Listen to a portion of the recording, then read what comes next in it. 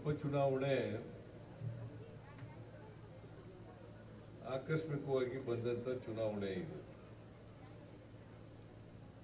ನಾವ್ಯಾರೂ ಕೂಡ ನಿರೀಕ್ಷೆ ಮಾಡಿರಲಿಲ್ಲ.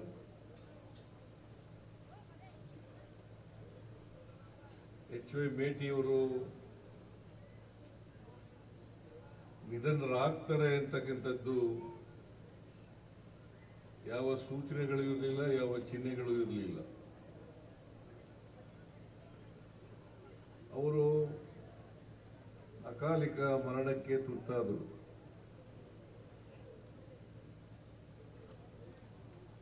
ಅವರು ನಿಧನರಾದರಿಂದ ಬಾಗಲಕೋಟೆ ವಿಧಾನಸಭಾ ಕ್ಷೇತ್ರ ಖಾಲಿಯಾಯಿತು. ಈ ಖಾಲಿಯಾದಂತ ಜಾಗವನ್ನ ಭರ್ತಿ ಮಾಡಲಿಕ್ಕೋಸ್ಕರ ಈ ಉಪಚುನಾವಣೆ ನಡೀತಾ ಇದೆ. ಇಲ್ಲೇ ಹೋದರೆ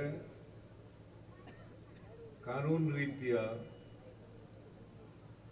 5 ವರ್ಷಕ್ಕೊಮ್ಮೆ ಚುನಾವಣೆ ನಡೀಬೇಕು.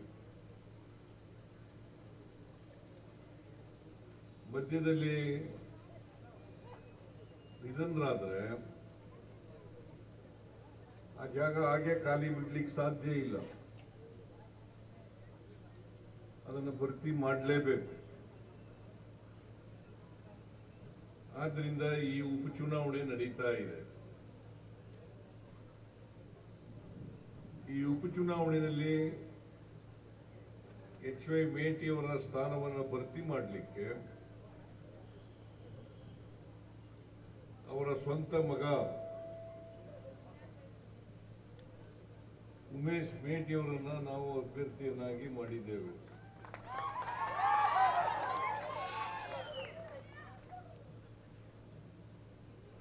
ನಾಲ್ಕು ಜನರು ಕೂಡ ಟಿಕೆಟ್ ಕೇಳಿದ್ರು.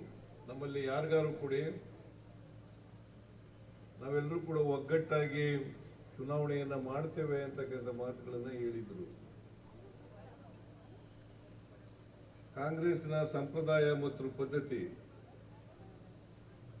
ಯಾರು ನಿಧನರಾಗ್ತಾರೆ ಅವ್ರ ಮನೆಯವರಿಗೆ ಕೊಡಬೇಕು ಅಂತಕ್ಕಂಥದ್ದು ಸಂಪ್ರದಾಯ ಮತ್ತು ಅದು ಯಾವಾಗಲೂ ಕೂಡ ನಡ್ಕೊಂಡು ಬಂದಿರತಕ್ಕಂಥ ರೀತಿ.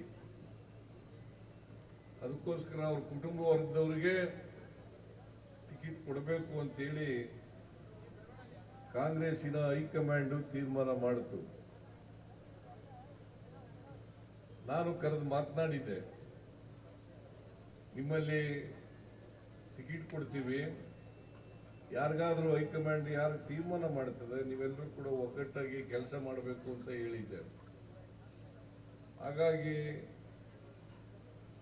ಅವರ 4 ಮಕ್ಕಳ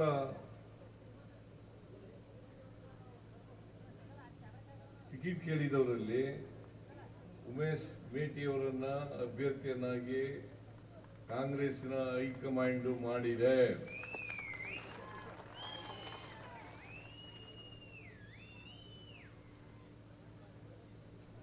ಎಚ್.ವೈ. ಮೇಟಿಯವರು 5 ಬಾರಿ ಶಾಸಕರಾಗಿದ್ರು, ಒಮ್ಮೆ ಲೋಕಸಭಾ ಸದಸ್ಯರಾಗಿದ್ರು, ಮಂತ್ರಿನೂ ಕೂಡ ಆಗಿದ್ರು. ಅತ್ಯಂತ ನಿಷ್ಠಾವಂತ ಕಾಂಗ್ರೆಸ್ ಪಾರ್ಟಿಯ ಮನುಷ್ಯ.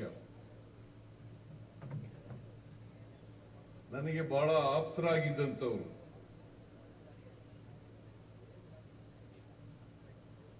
ನಾನು ಜನತಾದಳದಲ್ಲಿದ್ದಾಗ ಜನತಾದಳದಲ್ಲಿದ್ದರು, ಕಾಂಗ್ರೆಸ್ ಪಾರ್ಟಿಯನ್ನು ಸೇರ್ಕೊಂಡಾಗ ಕಾಂಗ್ರೆಸ್ ಪಕ್ಷಕ್ಕೆ ಬಂದರು, ಮತ್ತೆ ಕಾಂಗ್ರೆಸ್ ಪಕ್ಷದಲ್ಲೂ ಕೂಡ ನಿಷ್ಠಾವಂತ ಸದಸ್ಯನಾಗಿ ಕಾರ್ಯಕರ್ತನಾಗಿ ದುಡಿತಾ ಇದ್ರು. ನಾವ್ಯಾರು ಕೂಡ ನಿರೀಕ್ಷೆ ಮಾಡಿರಲಿಲ್ಲ ಅವರು ಮಧ್ಯದಲ್ಲೇ ಕಾಲ ಆಯ್ತಾರೆ ಅಂತ ಹೇಳಿ. ಆದರೆ ಆಗಿದೆ. ಕಳೆದ ವಿಧಾನಸಭಾ ಚುನಾವಣೆಯಲ್ಲಿ ನೀವೆಲ್ಲರೂ ಕೂಡ ಬಾಗಲಕೋಟೆಯ ಮತಕ್ಷೇತ್ರದ ಎಲ್ಲ ಜನ ಅವರನ್ನು ಆಯ್ಕೆ ಮಾಡಿದ್ರಿ. ಅವರು ನನಗೆ ಬಹಳ ಹತ್ತಿರದಿಂದ ಗೊತ್ತಿರ್ತಕ್ಕಂಥವ್ರಾದ್ದರಿಂದ ಅವರು ಜನಪರವಾಗಿ ಇರ್ತಕ್ಕಂಥ ವ್ಯಕ್ತಿಯಾಗಿದ್ದರು, ಶಾಸಕರಾಗಿದ್ದರು. ಬಹಳಷ್ಟು ಜನಪರವಾದಂಥ ಕೆಲಸಗಳನ್ನು ಮಾಡ್ತಾ ಇದ್ರು, ಅಭಿವೃದ್ಧಿ ಕೆಲಸಗಳನ್ನು ಮಾಡ್ತಾ ಇದ್ರು. ನನ್ನ ಹತ್ರ ಬರ್ತಿದ್ರು ಯಾವಾಗಲೂ ಕೂಡ. ಬೆಂಗಳೂರು ಬಂದಾಗೆಲ್ಲ ನನ್ನನ್ನು ಭೇಟಿ ಮಾಡದೆ ಹೋಗ್ತಿರ್ಲಿಲ್ಲ. ಆ ಭೇಟಿಯಾದಂಥ ಸಂದರ್ಭದಲ್ಲಿ ಬಾಗಲಕೋಟೆ ಕ್ಷೇತ್ರದ ಅಭಿವೃದ್ಧಿ ಬಗ್ಗೆ ಮಾತ್ರ ಚರ್ಚೆ ಮಾಡ್ತಾ ಇದ್ರು. ಈ ಅಭಿವೃದ್ಧಿ ಪಡಿಸಲಿಕ್ಕೆ ಅನೇಕ ಪ್ರಯತ್ನಗಳನ್ನು ಅವರು ಮಾಡಿದ್ದಾರೆ, ಮತ್ತೆ ಅಭಿವೃದ್ಧಿ ಪಡಿಸಿದ್ದಾರೆ ಅಂತಕ್ಕಂಥ ಮಾತುಗಳನ್ನು ಹೇಳಲಿಕ್ಕೆ ಬಯಸ್ತಾ ಇದ್ದೇವೆ. ಸೊ ಅವ್ರ ಜಾಗದಲ್ಲಿ ಉಮೇಶ್ ಮೇಟಿನೂ ಕೂಡ ಅವರ ಹಾಕಿಕೊಟ್ಟಂತ ದಾರಿನಲ್ಲೇ ನಡೀತಾರೆ ಅಂತಕ್ಕಂಥ ವಿಶ್ವಾಸ, ನಂಬಿಕೆ ನನಗಿದೆ. ನೀವೆಲ್ಲರೂ ಕೂಡ ಉಮೇಶ್ ಮೇಟಿಯವರನ್ನ ಇನ್ನು 2 ವರ್ಷ ಅವಧಿ ಇದೆ. ಈ 2 ವರ್ಷದ ಅವಧಿಗೆ ಉಮೇಶ್ ಮೇಟಿಯವರನ್ನ ಆಶೀರ್ವಾದ ಮಾಡಿ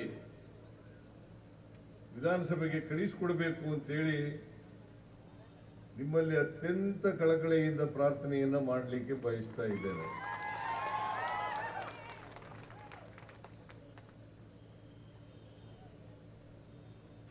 ಮೇಟಿಯವರ ರೀತಿನಲ್ಲೇ ಉಮೇಶ್ ಮೇಟಿನೂ ಕೂಡ ನಿಮ್ಮ ಪರವಾಗಿ ಧ್ವನಿ ಎತ್ತಾರೆ ವಿಧಾನಸಭೆಯಲ್ಲಿ. ಈ ಕ್ಷೇತ್ರದ ಅಭಿವೃದ್ಧಿಯನ್ನು ಮಾಡ್ತಾರೆ ಅಂತಕ್ಕಂಥ ನಂಬಿಕೆ, ವಿಶ್ವಾಸ ಇದೆ. ನಾನು ಈ ರಾಜ್ಯದ ಮುಖ್ಯಮಂತ್ರಿ, ಕರ್ನಾಟಕದಲ್ಲಿ ಕಾಂಗ್ರೆಸ್ ಸರ್ಕಾರ ಇದೆ.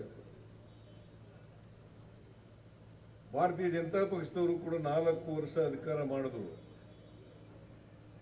2019ರಿಂದ 23ರವರೆಗೆ ಅವರ ಅಧಿಕಾರದ ಅವಧಿನಲ್ಲಿ ಯಾವ ಅಭಿವೃದ್ಧಿ ಕೆಲಸಗಳನ್ನು ಕೂಡ ಮಾಡಲಿಲ್ಲ. ನಿಮ್ಗೆಲ್ಲ ಗೊತ್ತಿದೆ ಅನ್ನೋ ಕಾಣಿಸುತ್ತೆ. ಅವರು ಯಾವ ಅಭಿವೃದ್ಧಿ ಕೆಲಸನೂ ಕೊಡ್ಲಿಲ್ಲ, ಮಾಡಲಿಲ್ಲ. 4 ವರ್ಷ ಅಧಿಕಾರದಲ್ಲಿ ಇದ್ದಾಗ ಯುಕೆಪಿ 3ನೇ ಹಂತ ಅದನ್ನು ಮಾಡ್ತಕ್ಕಂಥ ಪ್ರಯತ್ನವನ್ನ ಮಾಡಲಿಲ್ಲ. ಕೇಂದ್ರದಲ್ಲಿ ಅವರದೇ ಸರ್ಕಾರ, ರಾಜ್ಯದಲ್ಲೂ ಅವರದೇ ಸರ್ಕಾರ, ಎರಡೂ ಕಡೆ ಅವ್ರದೇ ಸರ್ಕಾರ ಇದ್ರೂ ಕೂಡ ನರೇಂದ್ರ ಮೋದಿ ಅವರು ಕೇಂದ್ರದ ಪ್ರಧಾನಮಂತ್ರಿ, ಇಲ್ಲಿ ಯಡಿಯೂರಪ್ಪನವರು, ಬಸವರಾಜ ಬೊಮ್ಮಾಯಿ ಅವರು ಮುಖ್ಯಮಂತ್ರಿಗಳಾಗಿದ್ದರು. 2 ವರ್ಷ ಮುಖ್ಯಮಂತ್ರಿಗಳಾಗಿದ್ದರು. ಅವ್ರು ಯಾರು ಕೂಡ ಪ್ರಯತ್ನ ಮಾಡಲಿಲ್ಲ. 3ನೇ ಹಂತ ತೀರ್ಮಾನ ಆಗಿ 13 ವರ್ಷಗಳಾಗಿದೆ. 13 ವರ್ಷ 13 ವರ್ಷದಿಂದ ಗೆಜೆಟ್ ನೋಟಿಫಿಕೇಶನ್ ಆಗಿಲ್ಲ. ಗೆಜೆಟ್ ನೋಟಿಫಿಕೇಶನ್ ಮಾಡಲಿಕ್ಕೆ ಯಾವುದೇ ತೊಡಕುಗಳಿಲ್ಲ,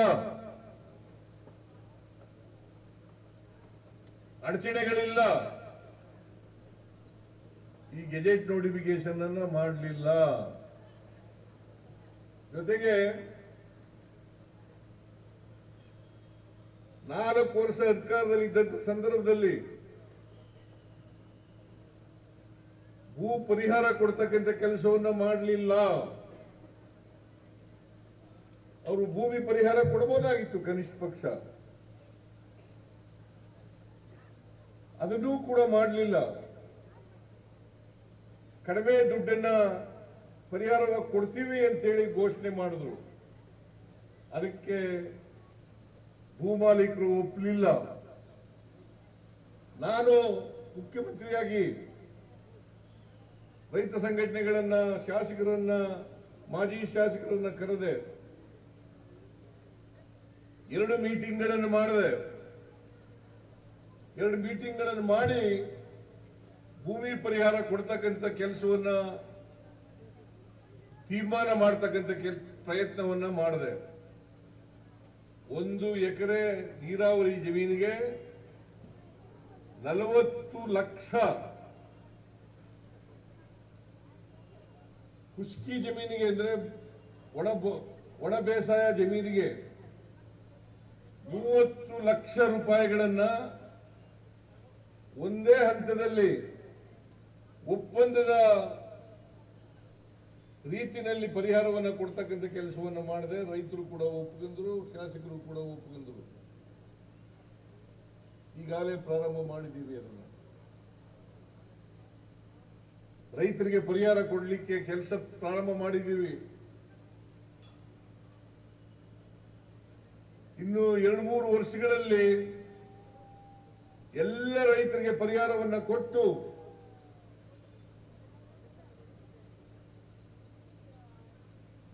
ಅವರನ್ನ ಸ್ಥಳಾಂತರ ಮಾಡತಕ್ಕಂಥ ಕೆಲಸವನ್ನ ಮಾಡ್ತೇವೆ. ಜೊತೆಗೆ ಕಾಲುವೆ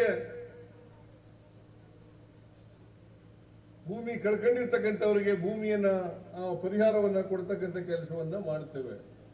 ಆದರೆ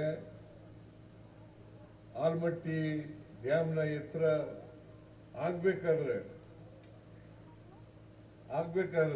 ಕೇಂದ್ರ ಸರ್ಕಾರ ಗೆಜೆಟ್ ನೋಟಿಫಿಕೇಶನ್ ಅನ್ನ ಮಾಡಬೇಕು. 13 ವರ್ಷ ಆಯ್ತು ಗೆಜೆಟ್ ನೋಟಿಫಿಕೇಶನ್ ಮಾಡಿಲ್ಲ. ನೀವು ಇದನ್ನ ಅರ್ಥ ಮಾಡ್ಕೋಬೇಕು. ಕೇಂದ್ರದಲ್ಲಿ ಬಿಜೆಪಿ ಸರ್ಕಾರನೇ ಇದೆ, ಇಲ್ಲಿ ವಿರೋಧ ಪಕ್ಷವಾಗಿದ್ದಾರೆ. ನಾವು ಅನೇಕ ಸಾರಿ, ನಾನು ಡಿ.ಕೆ. ಶಿವಕುಮಾರ್, ನಮ್ಮ ಉಪಮುಖ್ಯಮಂತ್ರಿಗಳು, ನೀರಾವರಿ ಮಂತ್ರಿ, ಅವರು ಹೋಗಿ ಪ್ರಧಾನಮಂತ್ರಿಗಳನ್ನ, ನೀರಾವರಿ ಮಂತ್ರಿಗಳನ್ನ ಭೇಟಿ ಮಾಡಿ ಅನೇಕ ಸಾರಿ ಹೋಗಲ್ದು. ನಾವು ಗೆಜೆಟ್ ನೋಟಿಫಿಕೇಶನ್ ಮಾಡ್ರಿ, ಗೆಜೆಟ್ ನೋಟಿಫಿಕೇಶನ್ ಮಾಡ್ರಿ ಅಂತೇಳಿ ಇವತ್ತಿನವರೆಗೆ ಮಾಡಿಲ್ಲ. ನೀವು ಇದನ್ನ ಅರ್ಥ ಮಾಡ್ಕೋಬೇಕಾಗ್ತದೆ.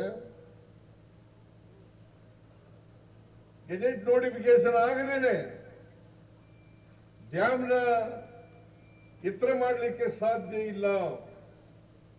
ಅದಕ್ಕೋಸ್ಕರವಾಗಿ ನಾವು ಅನೇಕ ಸಾರಿ ಮನವಿ ಮಾಡಿದ್ರು ಕೂಡ ಇಲ್ಲಿವರೆಗೆ ಮಾಡಿಲ್ಲ.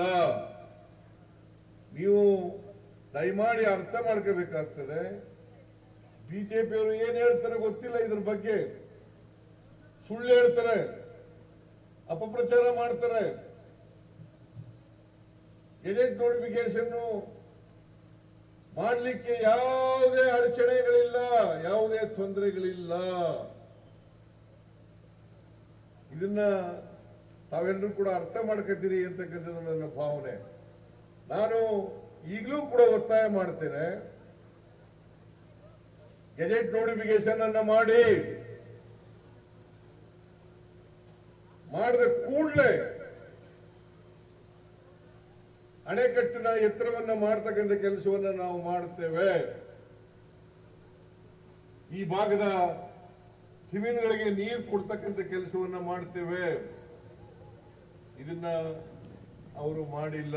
4 ವರ್ಷ ಸರ್ಕಾರದಲ್ಲಿದ್ದಾಗಲೂ ಮಾಡಿಲ್ಲ, ನಾವು ಅಧಿಕಾರಕ್ಕೆ ಬಂದಾಗಲೂ ಕೂಡ ಮಾಡಲಿಲ್ಲ, ಮುಂದೆನೆ ಮಾಡ್ತಾರೆ ಅಂತಕ್ಕಂಥ ನಂಬಿಕೆ ಇಲ್ಲ. ಅದಕ್ಕೋಸ್ಕರ ತಕ್ಕ ಪಾಠವನ್ನು ಕಲಿಸಬೇಕು ಅನ್ನೋದಾದ್ರೆ, ಅವರಿಗೆ ಸರಿಯಾದ ರೀತಿಯಲ್ಲಿ ಬುದ್ಧಿ ಕಲಿಸಬೇಕು ಅನ್ನೋದಾದ್ರೆ, ಈ ಚುನಾವಣೆಯಲ್ಲಿ ಚರಂತಿ ಮಠ್ ಭಾರತೀಯ ಜನತಾ ಪಕ್ಷದ ಅಭ್ಯರ್ಥಿ, ಎತ್ತ ಚರಂತಿ ಮಠ್ ಅವನು ಈರಣ್ಣ ಚರಂತಿ ಮಠ್, ಈರಣ್ಣ ಚರಂತಿ ಮಠ್ ಅವ್ರಿಗೆ ಕೇಳಿ, ಯಾಕೆ ಗೆಜೆಟ್ ನೋಟಿಫಿಕೇಶನ್ ಇವತ್ತವರೆಗೆ ಮಾಡಿಲ್ಲ? ಗೆಜೆಟ್ ನೋಟಿಫಿಕೇಶನ್ ಮಾಡಿ ನಮ್ಮೂರಿಗೆ ಓಟ್ ಕೇಳಕ್ ಬರ್ರಿ ಅಂತ ಹೇಳ್ತಕ್ಕಂಥ ಕೆಲಸವನ್ನ ನೀವೆಲ್ಲರೂ ಕೂಡ ಮಾಡಬೇಕು ಅಂತಕ್ಕಂಥದ್ದು ನನ್ನ ಅತ್ಯಂತ ಕಳಕಳಿಯ ಮನವಿ ಅಂತಕ್ಕಂಥ ಮಾತುಗಳನ್ನ ನಿಮಗೆ ಹೇಳಲಿಕ್ಕೆ ಬಯಸ್ತಾ ಇದ್ದಾರೆ. ಏನು ಮಾಡಲಿಲ್ಲ, ಅಭಿವೃದ್ಧಿ ಮಾಡಲಿಲ್ಲ, ಯಡಿಯೂರಪ್ಪನವರು ಮಾಡಲಿಲ್ಲ, ಬಸವರಾಜ ಬೊಮ್ಮಾಯಿ ಅವರು ಮಾಡಲಿಲ್ಲ, ಬರೀ ಲೂಟಿ ಹೊಡಿತಕ್ಕಂಥ ಕೆಲಸವನ್ನ ಮಾಡಿದ್ರು. ಬರೀ ಲೂಟಿ ಹೊಡಿತಕ್ಕಂಥದ್ದು. ನಾನು ಎಲ್ಲ ವಿಚಾರಗಳನ್ನು ಕೂಡ ಹೇಳಕ್ ಹೋಗಲ್ಲ. ಇವತ್ತು ನಾನು ಹಣಕಾಸಿನ ಮಂತ್ರಿಯಾಗಿ, ಉಪಮುಖ್ಯಮಂತ್ರಿಯಾಗಿ, ಮುಖ್ಯಮಂತ್ರಿಯಾಗಿ ಹೇಳಿದ್ದೆ. ಎಚ್ ಮೇಟಿಯವರು ಯಾವಾಗಲೂ ಕೂಡ ನಾನು ಭೇಟಿಯಾದಾಗ ಬಾಗಲಕೋಟೆಗೆ ಒಂದು ಮೆಡಿಕಲ್ ಕಾಲೇಜ್ ಬೇಕು, ಬಾಗಲಕೋಟೆಗೆ ಒಂದು ಮೆಡಿಕಲ್ ಕಾಲೇಜ್ ಬೇಕು, ಒಂದು ಆಸ್ಪತ್ರೆ ಆಗಬೇಕು ಅಂತಕ್ಕಂಥ ಮಾತುಗಳನ್ನ ಒತ್ತಾಯ ಪೂರ್ವಕವಾಗಿ ಹೇಳ್ತಾ ಇದ್ರು. ನಾನು ಘೋಷಣೆ ಮಾಡಿದ್ದೆ, 16-17ರಲ್ಲಿ ಘೋಷಣೆ ಮಾಡಿದ್ದೆ. ಆದ್ರೆ ಕಾರಣಾಂತರದಿಂದ ಮಾಡ್ಲಿಕ್ಕೆ ಆಗ್ಲಿಲ್ಲ.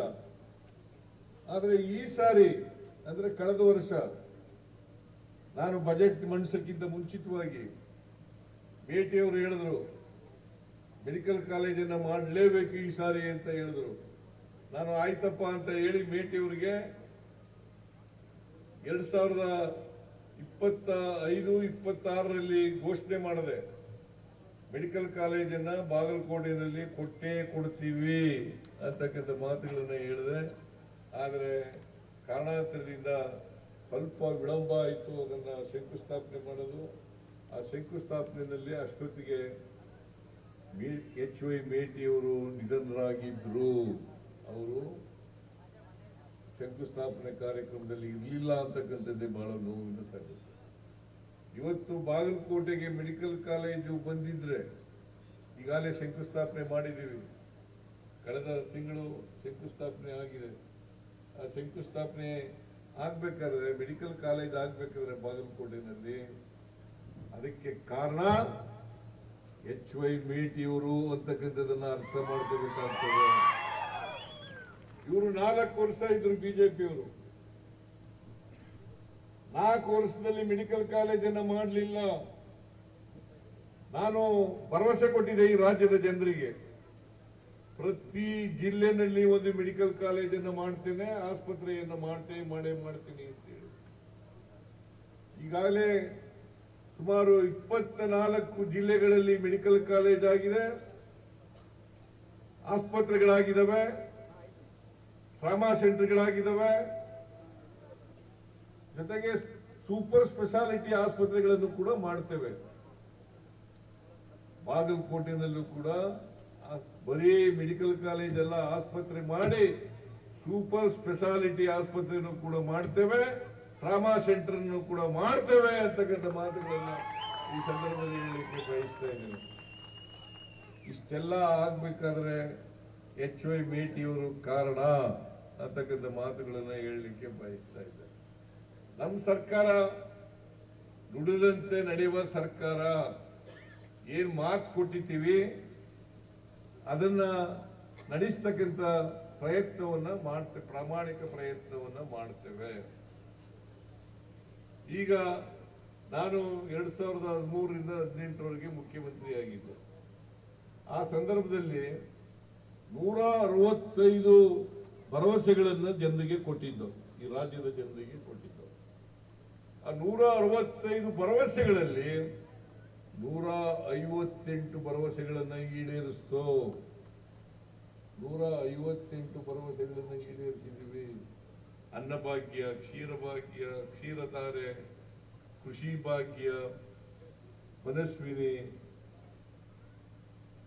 ಮತ್ತೆ ಸೌಭಾಗ್ಯ, ಇವೆಲ್ಲ ಕಾರ್ಯಕ್ರಮಗಳನ್ನ ಮಾಡಿರ್ತಕ್ಕಂಥದ್ದು ನಾವೇನೆ. ಮತ್ತೆ ಸಾಲ ಮನ್ನಾ ಮಾಡಿರ್ತಕ್ಕಂಥ ಈಗಾಗಲೇ ನಮ್ಮ ಸರ್ನಾಯ್ಕ್ ಅವರು ಪ್ರಸ್ತಾಪ ಮಾಡಿದ್ದಾರೆ. 50,000ವರೆಗೆ ಸಾಲ ಮನ್ನಾ ಮಾಡೋದು. ಕೇಂದ್ರ ಸರ್ಕಾರ 72,000 ಕೋಟಿ ಸಾಲ ಮನ್ನಾ ಮಾಡುತ್ತೆ. 72,000 ಕೋಟಿ ಸಾಲ. ನರೇಂದ್ರ ಮೋದಿ ಅವರು ₹1 ಮನ್ನಾ ಮಾಡಿದಾರ ಏನ್ರಿ? ನೀವೇ ರೈತರು ಹೇಳಿ ನೋಡೋಣ. ₹1 ಮನ್ನಾ ಮಾಡಿದಾರ? ಮತ್ತೆ ಯಾಕೆ ಓಟ್ ಹಾಕ್ಬೇಕು ಅವರಿಗೆ? ಯಾಕೆ ಓಟ್ ಹಾಕ್ಬೇಕು? ₹1 ಮನ್ನಾ ಮಾಡಲಿಲ್ಲ. ಇವತ್ತು ನಮ್ಮ ಸರ್ಕಾರ ಬಂದ ಮೇಲೆ, ಅಧಿಕಾರಕ್ಕೆ ಬಂದ ಮೇಲೆ, ಯಾಕಂತಂದ್ರೆ ಕೊರೋನಾ ರೋಗದಿಂದ ಬಹಳ ಜನ ಹೈರಾಣಾಗಿದ್ರು, ಕಷ್ಟದಲ್ಲಿ ಸಿಕ್ಕಾಕೊಂಡಿದ್ರು. ಅದಕ್ಕೋಸ್ಕರ ನಾವು ನಮ್ಮ ಸರ್ಕಾರ ಯೋಚನೆ ಮಾಡಿತು, ಬಡವರಿಗೆ, ರೈತರಿಗೆ, ಮಹಿಳೆಯರಿಗೆ ವಿಶೇಷವಾಗಿ ಸಹಾಯ ಮಾಡಬೇಕು ಅಂತೇಳಿ 5 ಗ್ಯಾರಂಟಿ ಯೋಜನೆಗಳನ್ನು ಘೋಷಣೆ ಮಾಡಿದೋ. ಗ್ಯಾರಂಟಿ ಯೋಜನೆಗಳು ಯಾರ್ಯಾರು? ಗ್ಯಾರಂಟಿ ಬಸ್ನಲ್ಲಿ ಶಕ್ತಿ ಯೋಜನೆ, ಯಾರ್ಯಾರು ಹೆಣ್ಮಕ್ಳು ಫ್ರೀಯಾಗಿ ತಿರುಗಾಡ್ತಾ ಇದ್ದೀರಲ್ವಾ? ಕೈ ಎತ್ತಿ ನೋಡೋಣ. ಯಾರು ಮಾಡಿದ್ರು ಇದು? ಬಿಜೆಪಿ ಅವ್ರು ಮಾಡಿದ್ರ? 4 ವರ್ಷ ಇದ್ರಲ್ಲ ತಾಯಿ. ಏನ್ರಮ್ಮ ಮಾಡಿದ್ರೇನ್ರಮ್ಮ? ಯಡಿಯೂರಪ್ಪ ಮಾಡಿದ್ನ? ಬಸವರಾಜ ಬೊಮ್ಮಾಯಿ ಮಾಡಿದ್ನ? ಇವತ್ತು ಎಲ್ಲಿಗಾದ್ರೂ ಹೋಗ್ಬೋದು, ಎಲ್ಲಿಗಾದ್ರೂ ಸರ್ಕಾರದ ಬಸ್ಗಳಲ್ಲಿ ಫ್ರೀಯಾಗಿ 7 ಕೋಟಿ ಜನ ಇದ್ದಾರೆ ಕರ್ನಾಟಕದಲ್ಲಿ. 7 ಕೋಟಿ ಜನ, 3.5 ಕೋಟಿ ಮಹಿಳೆಯರಿದ್ದಾರೆ, ಹೆಣ್ಮಕ್ಳು ಇದ್ದಾರೆ, ವಿದ್ಯಾರ್ಥಿನಿಯರಿದ್ದಾರೆ. ಅವರೆಲ್ಲರಿಗೂ ಕೂಡ ಫ್ರೀಯಾಗಿ ಸರ್ಕಾರಿ ಬಸ್ನಲ್ಲಿ. ಯಾಕಂತಂದ್ರೆ ನಮ್ಮ ಉದ್ದೇಶ ಮಹಿಳೆಯರಿಗೆ ಆರ್ಥಿಕವಾಗಿ, ಸಾಮಾಜಿಕವಾಗಿ ಶಕ್ತಿ ತುಂಬಬೇಕು. ಅವರು ಸ್ವಾವಲಂಬಿಗಳಾಗಬೇಕು. ಅದಕ್ಕೋಸ್ಕರ ಶಕ್ತಿ ಯೋಜನೆಯನ್ನ ಜಾರಿಗೆ ತಗೊಬಂದು ನಾವು ಅಧಿಕಾರಕ್ಕೆ ಬಂದ ನಾವು ಮೇ 20, 1923ರಲ್ಲಿ ನಾವು ಅಧಿಕಾರಕ್ಕೆ ಬಂದು ಜೂನ್ ತಿಂಗಳಲ್ಲಿ ಈ ಕಾರ್ಯಕ್ರಮಕ್ಕೆ ಜಾರಿಯನ್ನ ಅನುಷ್ಠಾನವನ್ನ ಮಾಡ್ತಕ್ಕಂಥ ತೀರ್ಮಾನವನ್ನ ಮಾಡಿದ್ರು. ಜೂನ್ ತಿಂಗಳಲ್ಲೇ, ಮೇ ತಿಂಗಳಲ್ಲಿ ಅಧಿಕಾರಕ್ಕೆ ಬಂದು ಜೂನ್ ತಿಂಗಳಲ್ಲಿ ಜಾರಿ ಮಾಡ್ತಕ್ಕಂಥ ಕೆಲಸವನ್ನು ಮಾಡಿದ್ರು. ಬಿಜೆಪಿಯವರು ಯಾವತ್ತಾರು ಮಾಡಿದಾರ ತಾಯಿ? ಮತ್ತೆ ಯಾಕೆ ಓಟ್ ಕೇಳೋಕೆ ಅವ್ರಿಗೆ ಏನು ನೈತಿಕ ಹಕ್ಕಿದೆ? ಆಮೇಲೆ ಗೃಹಲಕ್ಷ್ಮಿ 1,26,00,000 ಮಹಿಳೆಯರಿಗೆ. ಎಷ್ಟು? 1,26,00,000 ಮಹಿಳೆಯರಿಗೆ, ಮನೆ ಯಜಮಾನಿಯರಿಗೆ ತಿಂಗಳಿಗೆ ₹2,000.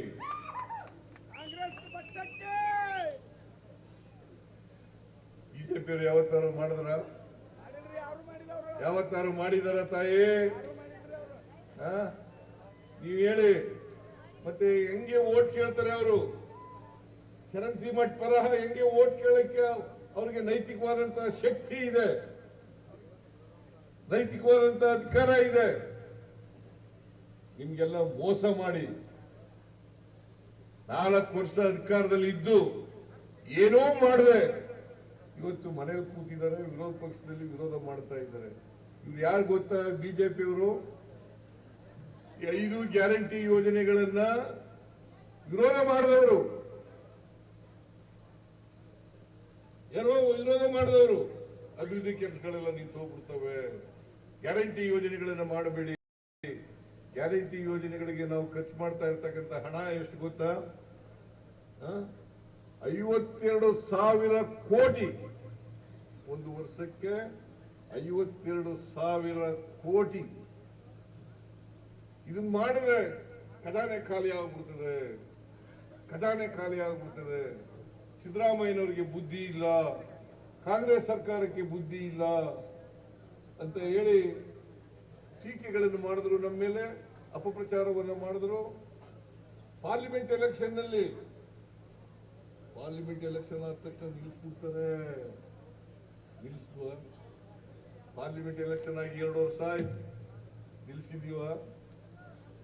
3ನೇ ವರ್ಷ ಸುಂತ ಬಂದಿದೆ, 4ನೇ ವರ್ಷಕ್ಕೆ ಕಾಲಿಡ್ತಾ ಇದ್ದೀವಿ, ನಿಲ್ಲಿಸಿಲ್ಲ. ಇಲ್ಲಿವರೆಗೆ ನಾವು ಖರ್ಚು ಮಾಡಿರ್ತಕ್ಕಂಥ ಹಣ ಸುಮಾರು 1,40,000 ಕೋಟಿ. 1,40,000 ಕೋಟಿ ಗ್ಯಾರಂಟಿ ಯೋಜನೆಗಳಿಗೆ ನಾವು ಖರ್ಚು ಮಾಡಿರ್ತಕ್ಕಂಥ ಹಣ 1,40,000 ಕೋಟಿ. 40,000 ಕೋಟಿ ನಾವು ಖರ್ಚು ಮಾಡಿದ್ದೀವಿ. ಯಾಕೆ ಮಾಡಿದ್ದೀವಿ ಅಂತಂದ್ರೆ ಕೊಂಡ್ಕೊಳ್ತಕ್ಕಂಥ ಶಕ್ತಿ ಜಾಸ್ತಿ ಆಗಬೇಕು ಹೆಣ್ಮಕ್ಳಿಗೆ. ಅದಕ್ಕೆ ನಾವು ಯೂನಿವರ್ಸಲ್ ಬೇಸಿಕ್ ಇನ್ಕಮ್ ಅನ್ನೋ ಥಿಯರಿನಲ್ಲಿ 2 ತತ್ವಗಳಿದ್ದಾವೆ. ಒಂದು ಆರ್ಥಿಕ ತತ್ವ, ಇನ್ನೊಂದು ಸಪ್ಲೈ ಮತ್ತು ಡಿಮ್ಯಾಂಡ್.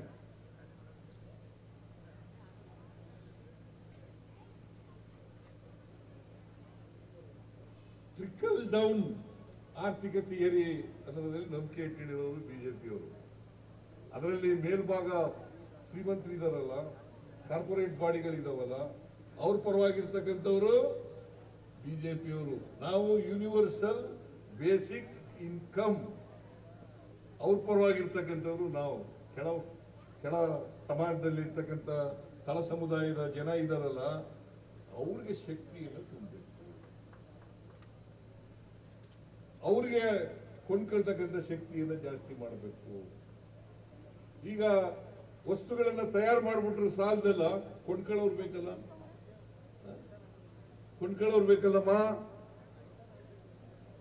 ಕೊಂಡ್ಕೊಳ್ಳೋರು ಇಲ್ಲದೆ ಹೋದ್ರೆ ಎಷ್ಟೇ ವಸ್ತುಗಳನ್ನು ತಯಾರು ಮಾಡಿದ್ರು ಕೂಡ ಪ್ರಯೋಜನ ಇಲ್ಲ. ಅದಕ್ಕೋಸ್ಕರ ಶಕ್ತಿ ಯೋಜನೆಯನ್ನು ಮಾಡೋದು.